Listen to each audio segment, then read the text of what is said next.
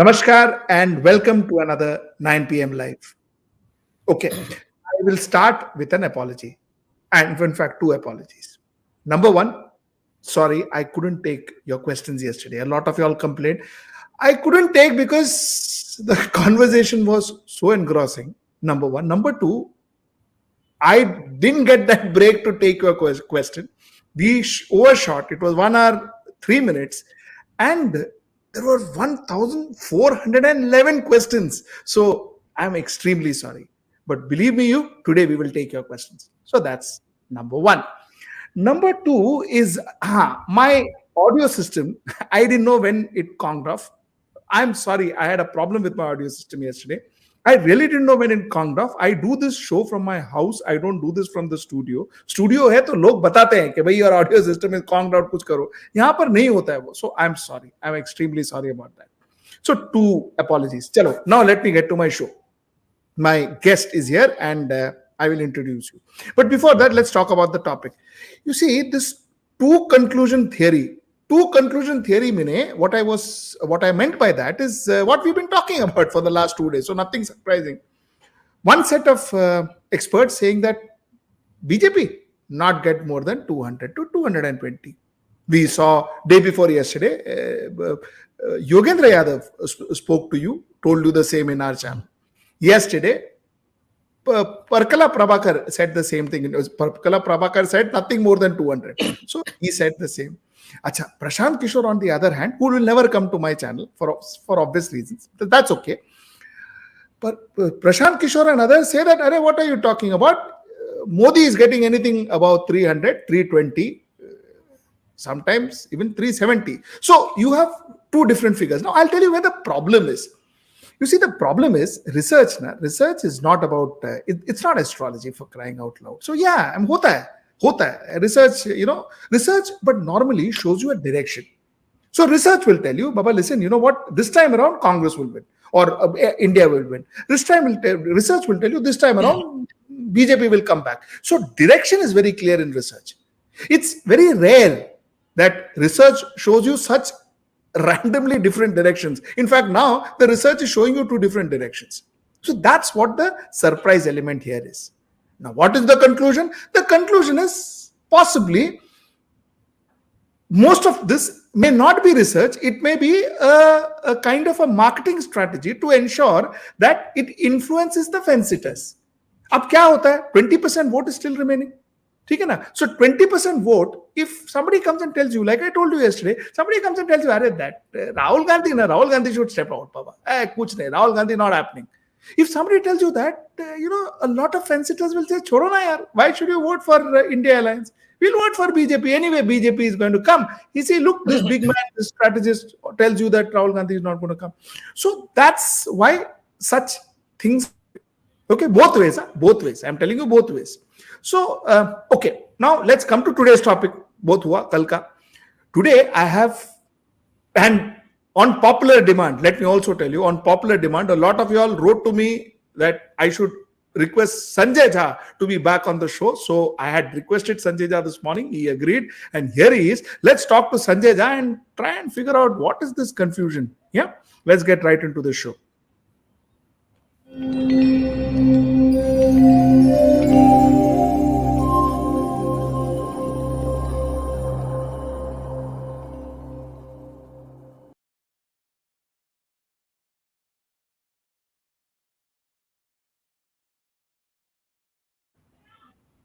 Sanjay, thank you for coming in. Sanjay, you're a very popular man. There is no doubt about it. But you're tremendously popular in my channel for sure. Because I had so many requests to request you to come back and talk to us. And, a lot of audience requested that you should come back and talk to me. Well, let me tell you first, it's great to be on your program, as always. And a big thank you to all the viewers. I mean, I'm really kind of touched and humbled at your affection. And I look forward to Sujit coming on your program more often. I'm so grateful. Sanjay, I wanted to ask you this question. And I ask you as a political commentator. Sure. Like I just said in my introduction, bhai, research is no astrology. So you can't say that, Baba, just because research said 272 or 303, it happens and all. I saw one pollster dancing in a studio saying that, maine bola tha 303. 30 years of advertising experience. Let me tell you, a research can never tell you that a particular product will get this market share or that market share. It shows you a That's right. direction. That's all the while. That's right. Now, you have two sets of experts who are putting their reputation, who are putting their entire career possibly.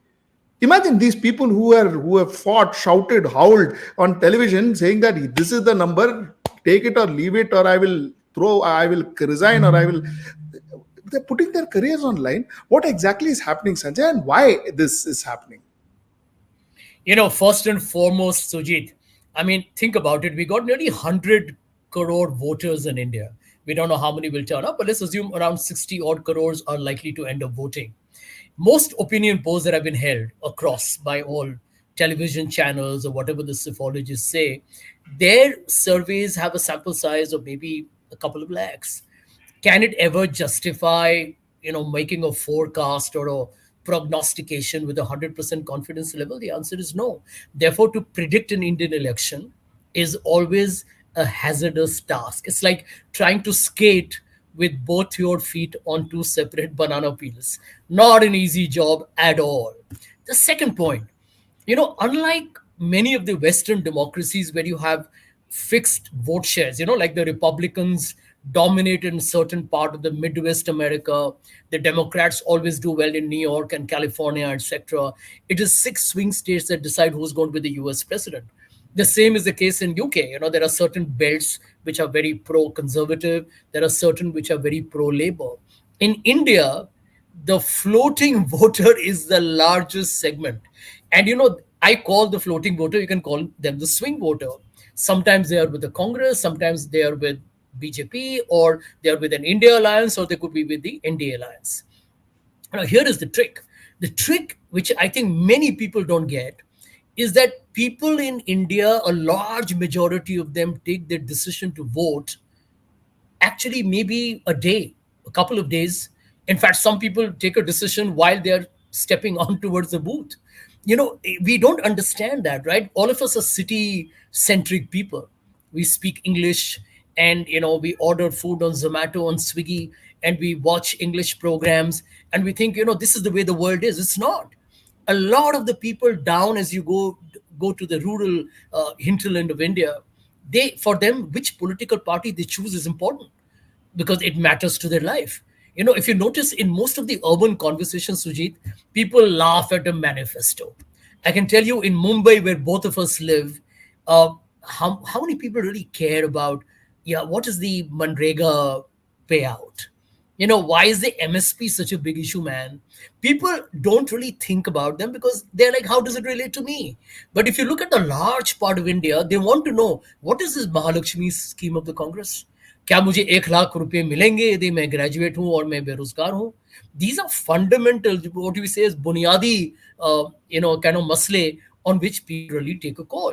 So when Prashant Kishore made a statement saying that he thinks Mr. Modi is ahead, it really appears maybe he's getting some data. After all, don't forget he's been part of the political consulting world. Maybe he's getting some raw data. Yogendra ji is a veteran. Can we deny that? Absolutely not. I was a little taken aback by two things that Prashant mentioned. And I have a lot of respect for both these gentlemen. They have an exceptional track record with some blemishes, which Prashant strangely did not seem to admit. But, it's okay. We all make mistakes. We are not perfect. There's no God here. Uh, Tell me one guy, whether it's a Tendulkar or Roger Federer, who didn't lose. I'll be more than happy to kind of quit politics. But here is the fundamental point. He mentioned that Modi ji's brand is diminishing or is definitely dipped, but the BJP is going to do well. I find that inherently flawed argument because it's very straightforward, right? There is no BJP ki guarantee, it's Modi ki guarantee. The political party has literally subjugated itself before the powers of the man who believes he's not got any biological origins. So I think we need to understand here that Mr. Modi is bigger than the BJP. So if Mr. Modi's whatever parameters Prashant talked about, certain analytics on Google and, dipping views on YouTube, that also may not be an exhaustive way to decide that. But yes, there is no denying that Mr. Modi's speeches tell you that he's pretty much going southwards. How far down south, we'll discover on June 4th. But for Prashant to say that, BJP will do well despite Mr. Modi struggling, seemed to be a bit of a, I would say, a fallacious argument. I want to use a strong term there. You can justify it by saying that, hang on, the opposition is not seen as an alternative. So people feel Mr. Modi is not as popular, but they still feel that the BJP is a better bet. You can argue these out rationally, but technically it didn't seem like a sound argument. Secondly, Prashant just made a sweeping statement. It will be 303 or maybe more. Yogen's argument, why I have found it, not just because I have similar thoughts, is that end of day, if you look at the larger space of how elections have gone so far, there is no denying that in Maharashtra, the Mahayuti is headed for a pretty adverse knockout punch. In Karnataka, the Congress is back with a significant upside. It could be back with a bang, according to many. Even Mr. Siddaramaiah is honest enough to say it will be at least a minimum of 15. Now, even if you give one or two away and take a conservative estimate, the BJP is losing seats in Maharashtra and Karnataka, which will add up to big numbers. Haryana, Rajasthan, I can tell you in Chhattisgarh, which Sachin Pilot has handled for the Congress, there will be setbacks for the BJP. Even in Gujarat, there could be minor setbacks. Uttar Pradesh is up for grabs.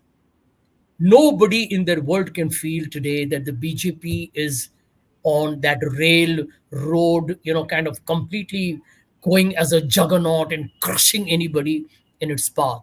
So the logic is that this is what I argued in an article I wrote for The Wire, that the BJP will come down to below 272 looks assured.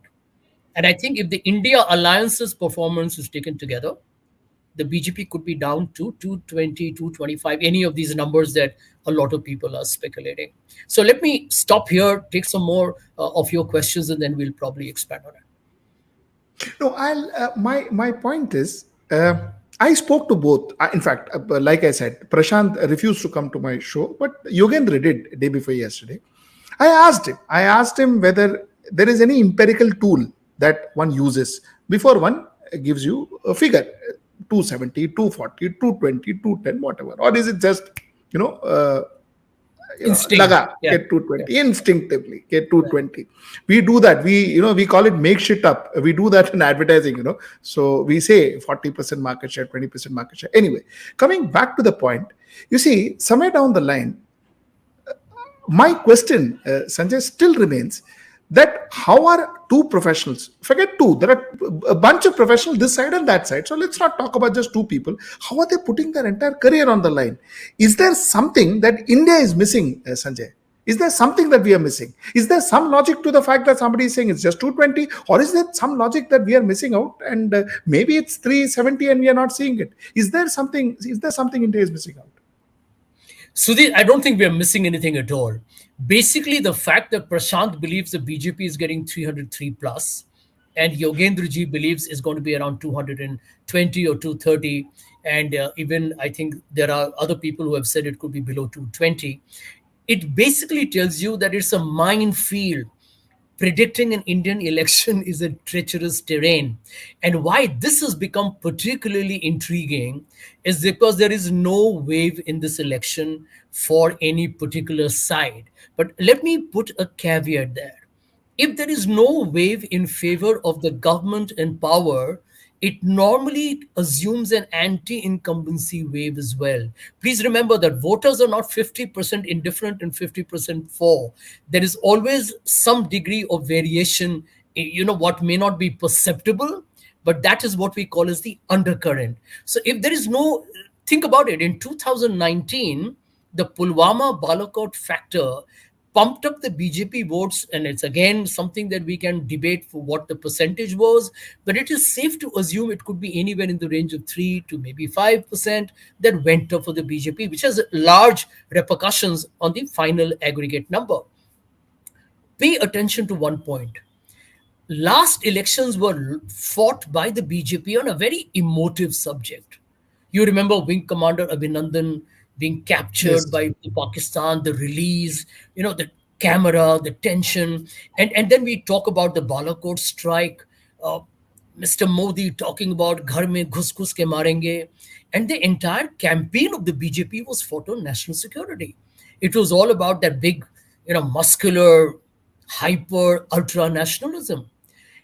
Despite that, Sujit, the BJP retained its vote shares, but its seats went up from 282 to 303. It's not a significant bump in terms of seats. It went up by 21 seats. On such a emotive, patriotic, nationalistic subject, the BJP did not really go up in seats. So I'm going to make an assumption on your program that the BJP capped at 303 because I don't agree with Prashant Kishore for that very reason. If Prashant himself agrees that there is no wave and there is no emotive subject to create that passion in voters to come out and vote, the voting turnouts increased last time. How can anybody assume the BJP is getting the same number of seats? And in the last 5 years, you have had the electoral bond scam, which has been like horrific. Crony capitalism, corruption, criminality. You've seen farmers yet protesting, record unemployment. You've seen, for example, the BJP being literally called a washing machine, the arrest of Arvind Kejriwal. Now, these are triggers, right, that have happened in the last couple of months. Now pay attention to one point, Sujit. Mr. Modi made the statement of 370 and 400 and all that stuff just after the Pran Pratishtha ceremony.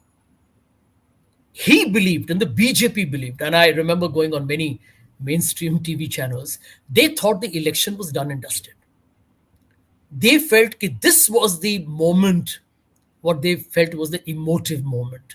The majority population in this country feeling a historical grievance has been now covered or neutralized, and we have avenged that injustice, is now going to vote in a big way.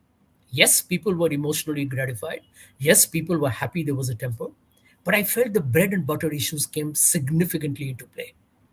And it is the arrogance of the BJP believing this election is over.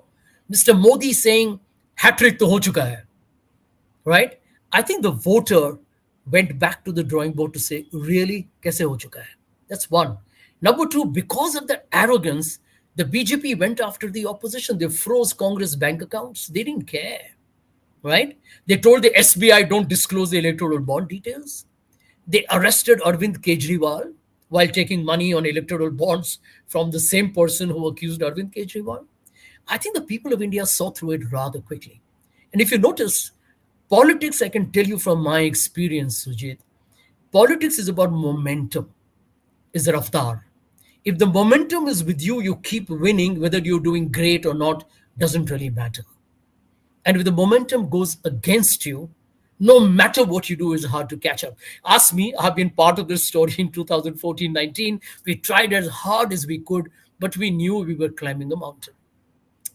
I think the reason why Prashant said what he said, I don't know what his personal, manifestations were, but it probably did, or the BJP will take some kind of comfort that a well-known political advisor believes that it's in front. But I, for the life of me, can't fathom why Prashant was so emphatic. He wasn't even trying to be nebulous or vague about it. He, in fact, sounded like this is a done and dusted election. He's since tweeted in a very uncharacteristic way that, keep the glass of water ready on June 4th. But, I will not get into that hyperbole or that rhetoric. The truth is, the last two phases, if the momentum has been with the India Alliance, my prediction today is the last two phases where the BJP has a lot at stake. It's the India Alliance that stands to gain. Sanjay, I uh, I have a point of view. Let me tell me whether it's you. It does if it makes sense.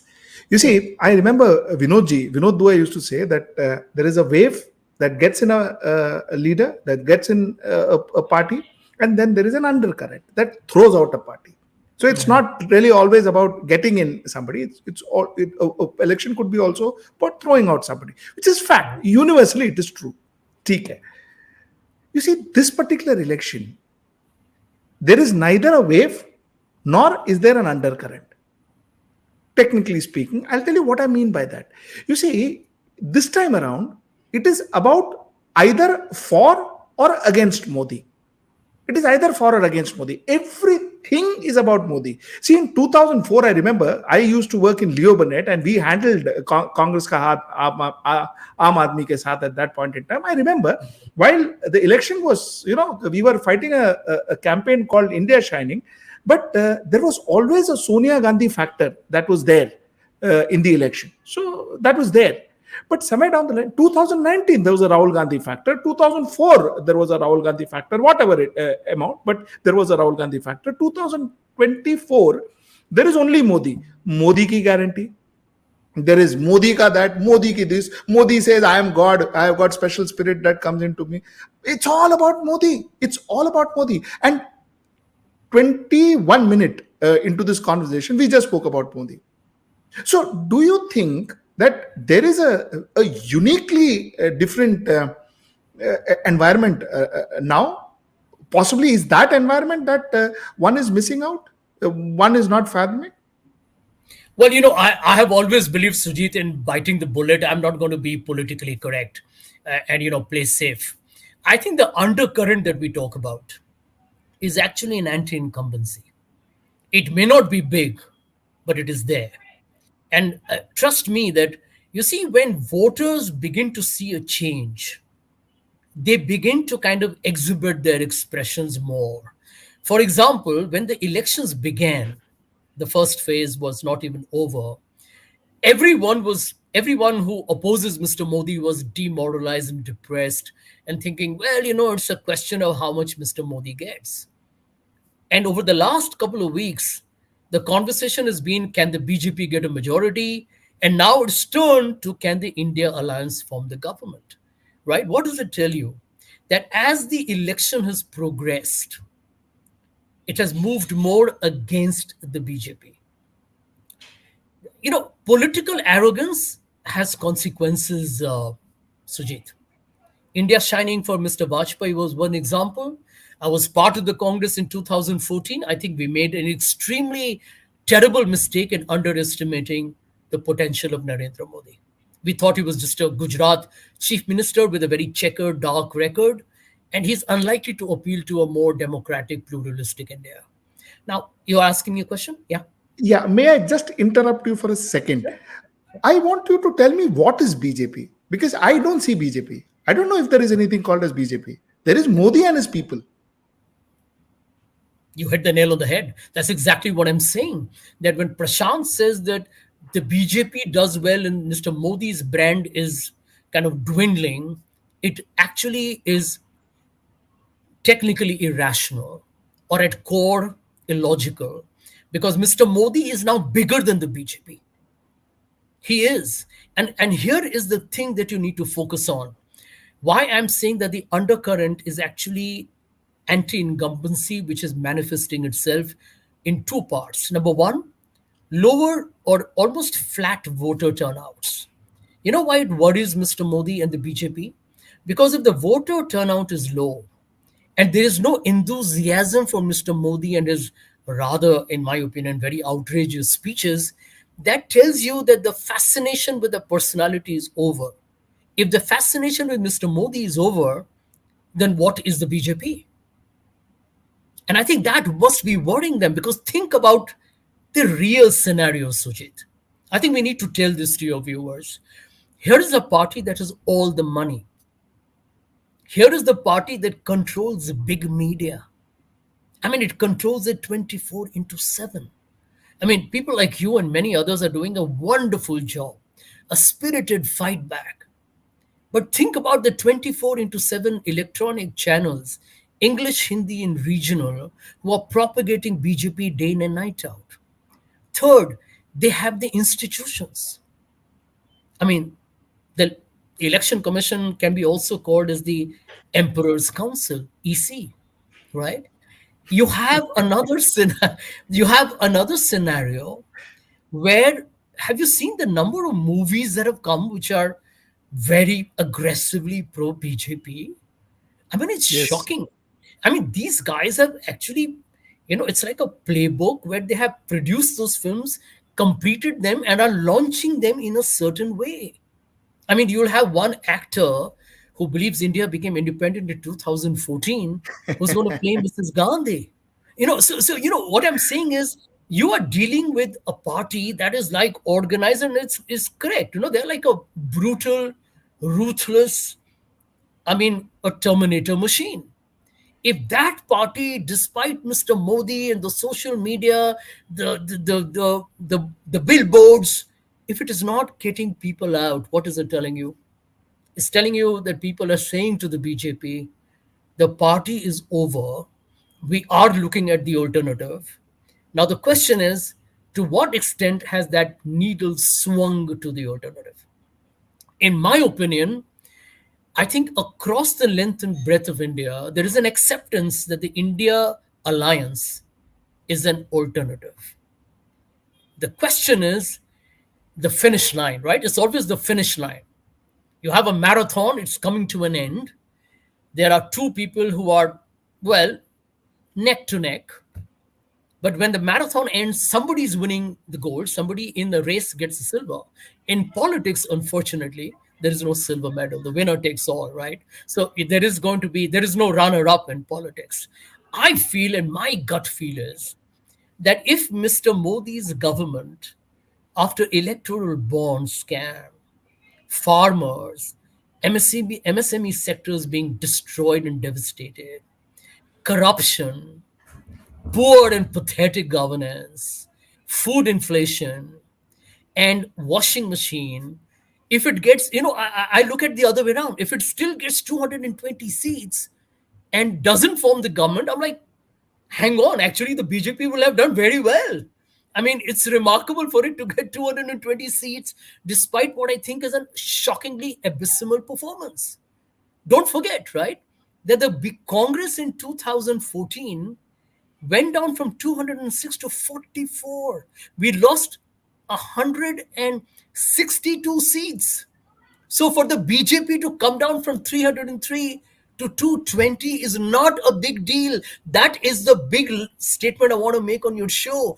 People, we have been so bludgeoned in our mind.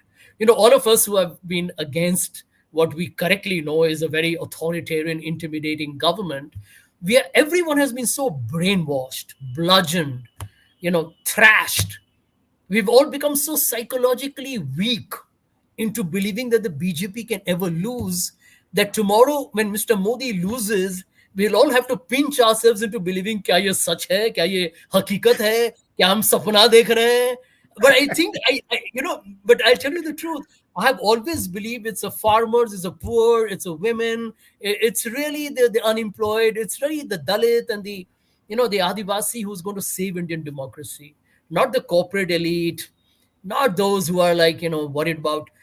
I meet a lot of people in Bombay, by the way, whose only worry is the stock market ko kya hoga. And I tell myself, there's life beyond making a couple of Stock bucks. market. FI investors, yeah. Yeah, we guys are like that. I agree to you. Sanjay, I wanted to tell you. See, as far as the numbers are concerned, I do not know. I don't claim to be an expert in Sure. politics or psephology. That's not my area of core competency. But I know my consumer psych very well. I know social behavior very well. That's what I've been doing all my life. But let me tell you, Prashant Kishore, I don't know whether his numbers are right. Like you said, we don't know what data he has, and if he has something that is exclusive to him, and that's why he's putting up that number. That I don't know. Neither do I know about Yogendra's number. But the point that I'm trying to make is what Prashant Kishore said is utter rubbish as far as social behavior is concerned. That it doesn't work that way. You see, you can never say that the cola is not doing well, but Pepsi is will lead the market. You see, you can't, because if the cola is not doing well, Pepsi won't do well. Fanta could do well, Pepsi won't do well. So the point is, people are disappointed with Narendra Modi, but Narendra Modi will get equal or more than seats, which is utter rubbish. Number one. Number two is somewhere down the line, I think uh, this entire obsession of Narendra Modi, that obsession has ruled out one very important factor, which I want to dwell upon. And that is the Tina factor. There is no alternative factor. You see, 2019 में the whole world and its mother said the Tina factor, Modi nahi to kaun? Have you heard this question lately? Nobody is asking Modi nahi to kaun. Yeah. So Well, why is well, that? What is what? well, if you look at it, if Mr. Modi believed the hat trick was there, why would he tell the people that tomorrow there'll be five prime ministers from the India alliance? It is basically already a submission or a confession that he's not sure of coming back to power. I mean, I don't want to even get into the ridiculous statements that there will be biryani given in the prime minister's house to terrorists. I mean, this is India's prime minister. I think, Sujit, you and I need to call it out on your program. I mean, I honestly sometimes look in the mirror and I'm like, you have studied in this country, you have qualified yourself, and you have a prime minister who makes the most obtuse and the most irrational claptrap nonsense that would make Donald Trump blush with embarrassment. Now, here is the point that I think the Tina factor. I don't want to let me bring in the Ambani family here. There is also a Nita factor, and that is numerous individuals are the alternative, the Nita factor.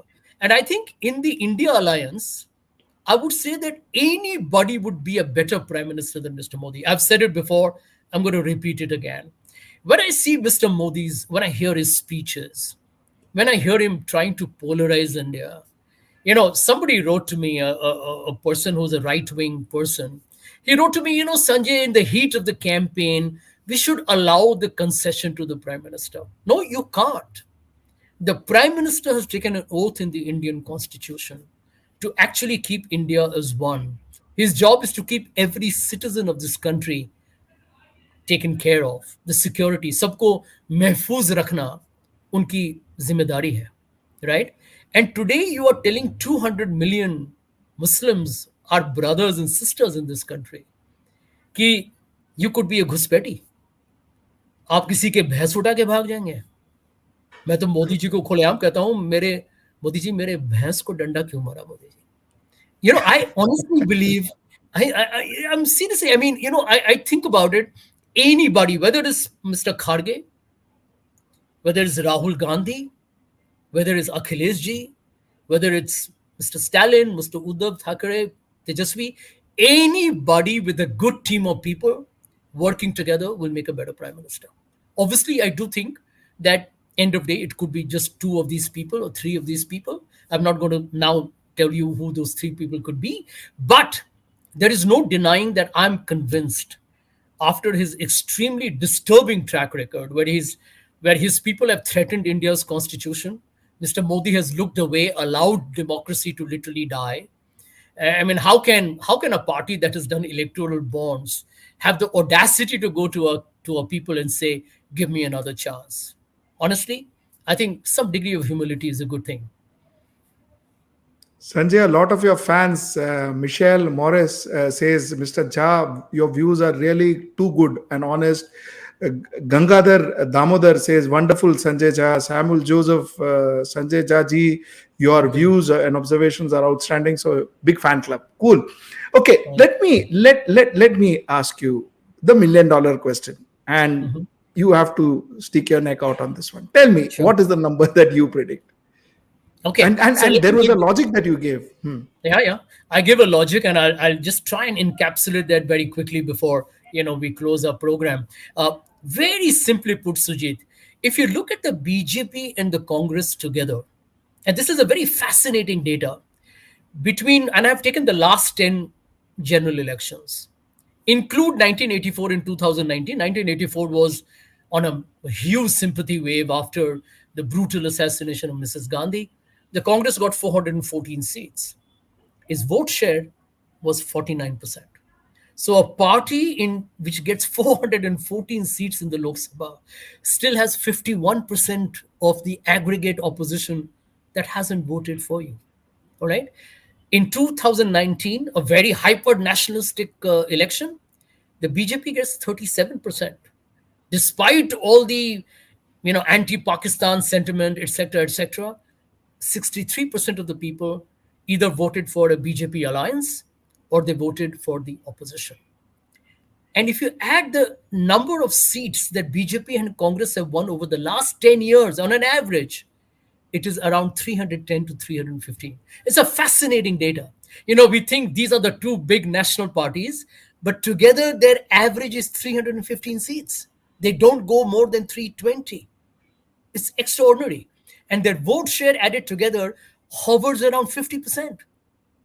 It clearly tells you that in India there is a vast segment, that this is the diversity of this beautiful country, that the people of this country are never going to allow a dictatorial force to take them over.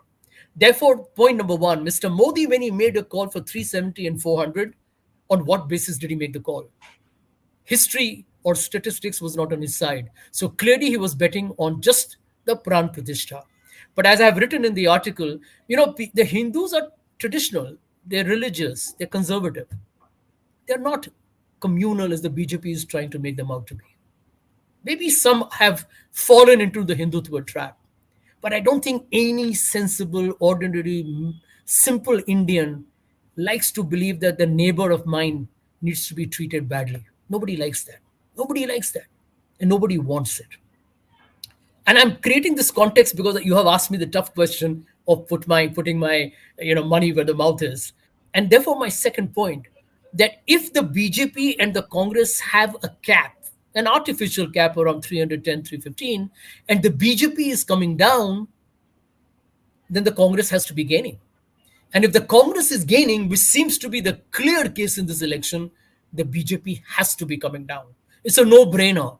The Congress is doing well and I've given the breakup by seats in my article in The Wire. People can just Google it. But in Karnataka, take 10, and I've broken it down. If you add Yes. all the states put together, a minimum of around 45 to 53 seats are coming to the Congress. The Congress could move from its 52 to around 90 odd seats. The critics or the cynics will say, what about retaining your old 52? But in that old 52, the Congress had a very low rate of 8%. So really the gains are coming from now a higher hit rate by the Congress against the BJP. My second point, when the principal partner of a coalition begins to do well, the Congress is doing well against the BJP in this election, there can be no doubt about it. The gainers are also going to be the regional alliance partners. I can tell you, Akhilesh is seeing a lot of support in Uttar Pradesh. I believe Tejasvi is giving it everything in Bihar. Uh, my feedback coming from my sources in West Bengal tell me the BJP will cap if it retains 18. It might go down, it's not going above 18. Then you have the situation of Haryana, and you have Punjab, where I don't see BJP doing anything at all, and the states like Madhya Pradesh, Chhattisgarh, and Rajasthan, which many people had written off, are all giving seats to the Congress this time. So if the Congress is bringing BJP below 270 to frankly closer to 250 to 260 range, if you add the number of Samajwadi Party or the RJD or the Uddhav Thackeray and the NCP Sharad Pawar, I can tell you for a fact the BJP comes down even more. And therefore, my statement to you before I wrap up, the NDA, please remember, is actually a very weak and a literally emaciated NDA. The BJP has, like an anaconda, swallowed everybody in the past. So who's going to give BJP the numbers in NDA? TDP, it might do well in Andhra. Ajit Pawar in Maharashtra, I'm not so confident at all. Eknath Shinde in Maharashtra, they will get a handful, just a few. LJP in Bihar, maybe just a few. And then JDU in Bihar. So who is this real? Where are the numbers going to come from? So if the BJP is even down to 240, which is like extraordinary in my opinion, where is the 32 going to come from? And I'm telling you, I therefore feel that when the numbers for the BJP go down further, there is no question of the NDA coming to power. So I back what Yogendraji has been saying all along, that the BJP is below 270 is a given. And he's being conservative, right? He says the minimum numbers push it down. I believe the NDA is also below 270 by a margin. And if that is happening, an India alliance, everything else being constant, there is nothing that goes wrong in extraneous situations that you and I know can happen. And the last two phases, I believe, will go pro India. My final number for you will be, I think the India alliance will be able to be in majority and form a government. I see the BJP stopping it anywhere between 220 to 230. And the NDA, I call it as, frankly speaking, just a soft little, it'll have a soft, that souffle factor, which will go up to a maximum of adding around 15, 20 seats. Mostly TDP, a bit of JDU, and maybe 6, 7 seats here in Maharashtra. So you're saying BJP 240, 220 Yeah, to 230? I I'm would go sorry, with 230 max, 230 max, 230 max, and NDA 250. max. They are not, By the they way, will not, NDA will not get the majority. NDA will not get the majority. By the way, Yogendra, in my program, day before yesterday, said 270 NDA, not BJP. Yeah. He's almost going by your figures, exactly quite similar to your figures. 240 actually is what he said, and NDA 270 is what he said. So, what do you give Congress? 90? I would say that a lot of people have just kind of lost so much of confidence and faith in the Congress because of its underperformance in 2014-19. They tend to forget this is the same party that had 414 seats in Lok Sabha. It had 206 seats in 2009, not long ago, by the way, right? So if the Congress were to come to 100, actually it is still an underperformance. You see, my whole argument is the party has fought a great campaign. The party's manifesto and its communicating of that manifesto is outstanding. Rahul Gandhi has arrived in more ways than one. Mr. Kharge has done a great job. The Congress's campaign, by the way, despite having no money, has gone brilliantly, right? So I'm going to tell you, if the Congress were to get, Congress, I believe, will get a minimum of 90, and it could reach 100 or could even cross it. I want to just leave you with this thought, Sujit, that the Congress party does not have to be spectacular to defeat or stop the BJP. The Congress party has just got to be good. If the Congress party is average, it is good enough to stop the BJP. Remember, this is a party with a hit rate of just 8%. If the party has 50, 55 seats against the BJP on a battle over 180, it's not a great performance. But look at the dynamics of politics and coalitions. If the Congress party is at 100 and the BJP is at 200, the BJP does not form the government. That is the beauty of our political dynamics of this election. So, coming back, Congress 100 or Congress 90? I, What do you I, say? would, I would say that my heart wills that it crosses 100. My head tells it'll be definitely at around 90 for sure. Interestingly, I was speaking to Mr. Prithviraj Chavan 3 days back, Monday, and something he told me, which I thought was quite honest and quite direct. He said, "Listen, he said I'm very excited because I think I'm seeing a lot of positive things around me, so I'm very excited." But he also said, "I will not say that the Congress has resurrected." Especially, he was speaking from a Maharashtra perspective, but Yeah. all the same, he says Congress has not resurrected. The point is. Uh,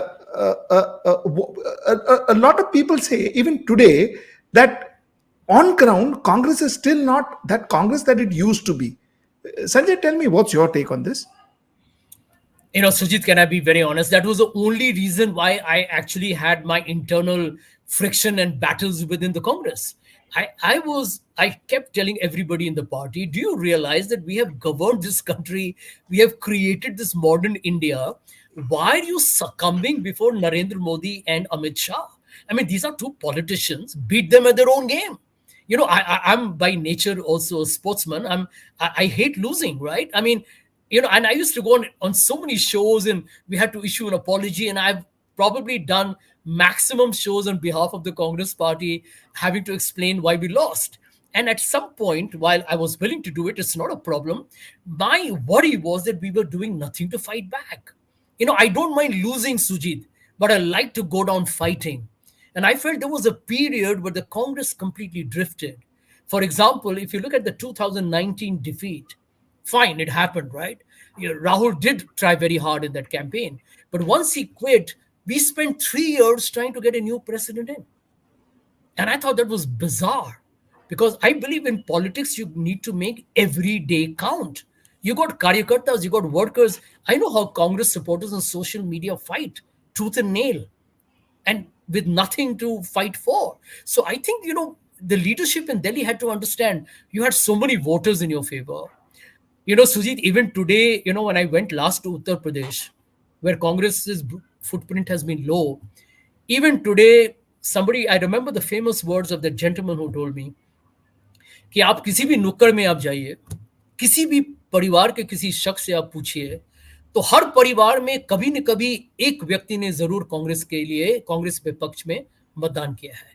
ये आपका जो इतिहास है, ये तो एक परंपरा सा हो गया था कि कांग्रेस पार्टी को तो कोई ना कोई सदस्य परिवार से जरूर उनके पक्ष में वोट करेगा।